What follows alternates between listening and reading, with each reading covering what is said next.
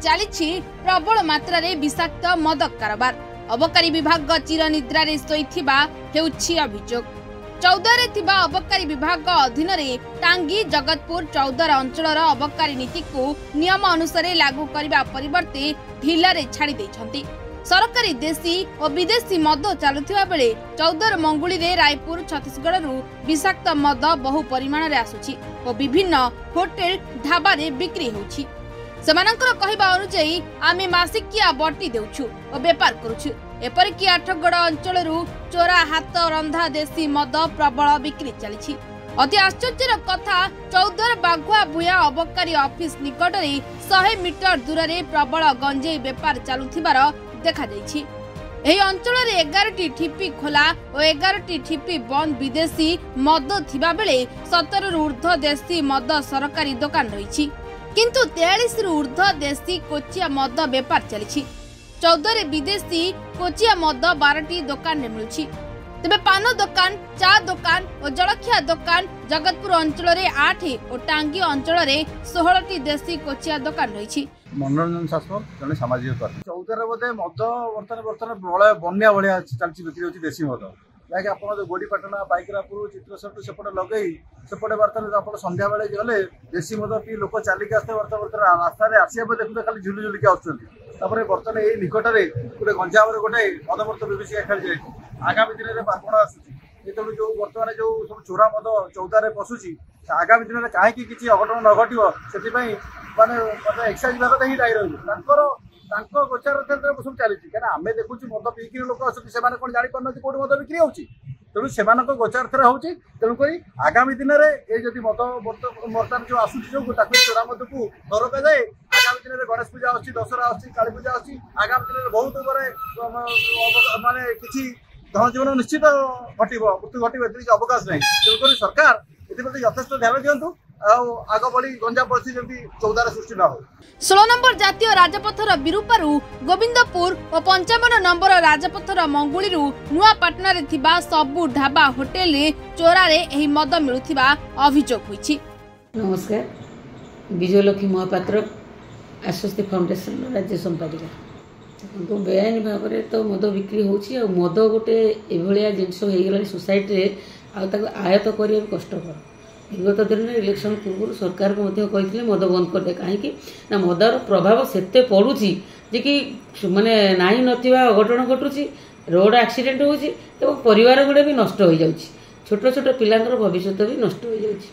तेणु मद बंद करिया बदल में मदर एते परिवार माने परिमाण रे चलीछि कंट्रोल बाहर जहाँफल आप देखते विगत दिन में मद मृत्यु होइछि जो सरकार भितर पूर्वतर सरकार और वर्तमान सरकार भितर चलती लड़ाई से सी बेले ये कहते ये बेले सी कहते जहाँफल प्रभाव पड़ू किए प्रभावित हो किए भोगुं साधारण जनता। किंतु मोर मध्य भी सरकार को आपण माध्यम अनुरोध जदि आपको एवं सरकार कंट्रोल भीतर को न आनती मदर जो अप बिक्री चली जो बेआईन भाव बिक्री चलती ताकू जदि लगाम न दियंती आगामी दिन में कटक सहर चौदार भाया जगार भी जो भाया चलती से अपमृत्यु हबार मद मृत्यु हबार कौन माने ये भी ना निश्चित भाव में हम यहाँ गोटे गोटे जिनस जदि कौटी ब्रेक हो आलू ब्रेक है केते प्रकार भाव में चलला कटकणा चलला कौटी गाड़ी बंद है कौटी झमेला है जदि सरकार ये द्रुत गति माने प्रथम स्टेप रे नवा कथा कहीं मैनिफेस्टो लिखिं मदमुक्त ओडिशा हम कहवाटा एत सहज नुहे आम भी जानी कहीदेवा करवा बहुत कष्ट। एवं जो चोरा रे मद आसूची जहाँ भी हूँ आम भावुँ चोरा आसूची आम जानूँ कि सरकार बिना नलेज आसूना।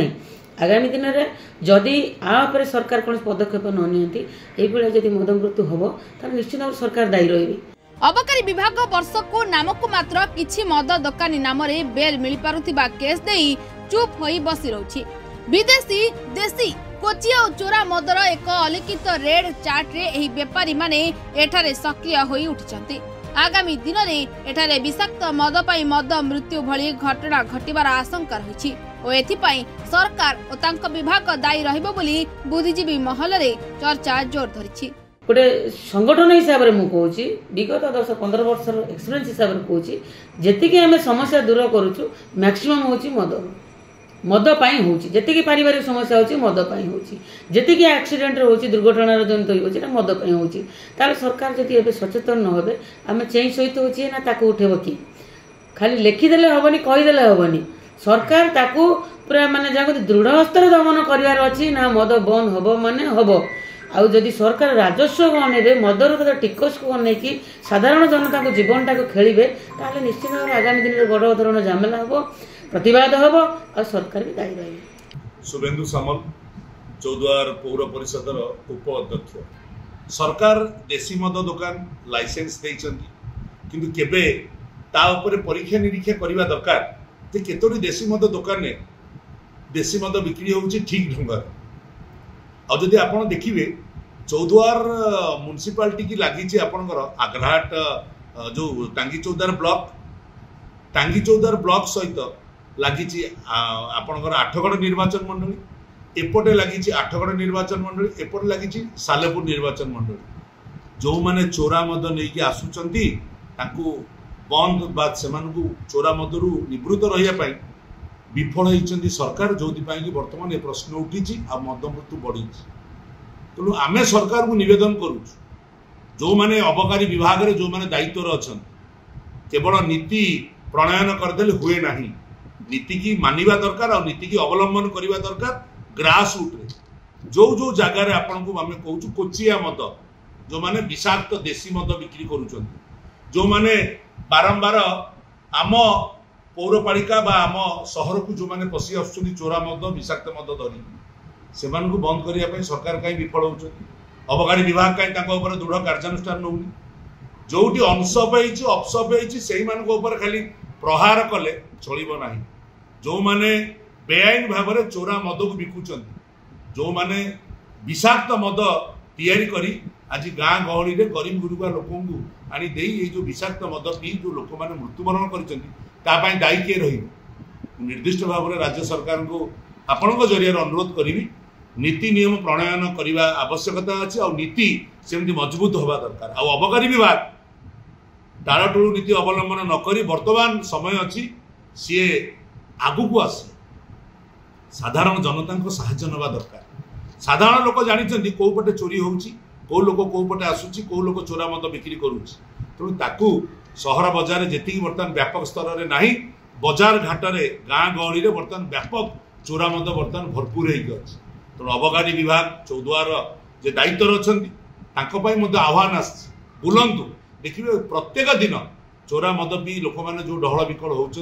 आम